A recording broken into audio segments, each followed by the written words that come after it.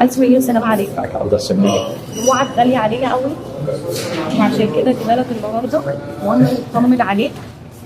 ايه اللي حصل معاك؟ لا طبعا، بس بشكي ايه بالتعب بقالي 4 5 اشهر. واول ما قابلت ياسر جلال الله يبارك له كاتب لي زعل عليا والاستاذ ايهاب فهمي الناس الطيبه دي، والاستاذ حسن العربي وحسن عبد الفتاح والاستاذ فتوح احمد امبارح في النقابه، بس انا ما قابلتش امبارح الاستاذ ياسر زكي. الاستاذ افندي عمي كامل هو الاستاذ ياسر جلال ربنا يخليه. الاستاذ ياسر جلال من كان المرض هو راجل كاسر، راجل جدع من عيني من ايام عبد الغفور الفرعي. يعني الراجل بيحس بالبيت، يعني اليوم زي ما بنقول بالبلدي البني ادم بيتعيش بقانون. ايوه محتوى شيء طبعا. بس الراجل مسكين زي مثلا كان حالتك كان عندك ايه؟ انا كان في ورا. انا جات لي فوسطات بسبب دي لاي حد عنده 60 سنه لو كده. جات لي بقى الحمد لله وشكر لله ربنا يشكر الحمد لله كويس. ورضا بنوع يعني زي يوسف محمد رياض مصر، راجل من الناس الجميله، الناس المحترمه. ايوه.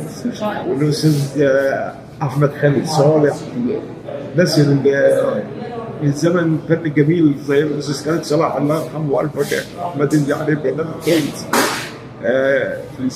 يعني الناس الحلوه اللي بتسال احداث في فنانين كتير انا اشتغلت معاها من بدايتها. يعني اشتغلت مع احمد حلمي كان لسه بادئ. اشتغلت مع الاستاذ محمد سعد ربنا يكرمه ويصلح لحاله وحاجه. الناس الجميله برضه بيسعد يعني الوسط بتاعنا ده بيطلع منه واحده الناس طيبه. الاستاذ علي عبد الخالق دوت اللي عمل العار والبيت كان بيشتغل الفنانين الكبار، الاستاذ محمود عبد العزيز والاستاذ نور الشريف والاستاذ احمد زكي. ده يعني معروف الاستاذ علي عبد الخالق صانع النجوم. صانع النجوم الله يرحمه ويرحمه. ايوه. وصى عليا الاستاذ ياسر جلال، ووصى عليا الاستاذ محمد رياض.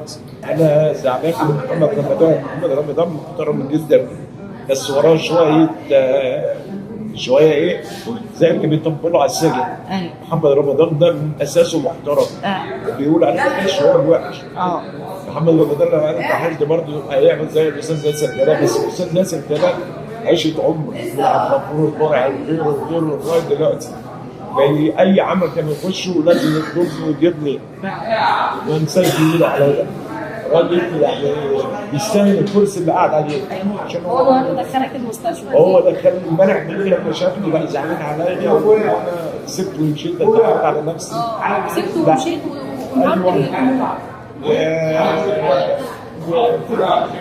راجل اساسه حلو. هو الاستمرار الناس تولدهم كان راجل مخرج جميل، كان راجل ناس ولاد الشغل زمن فني جميل.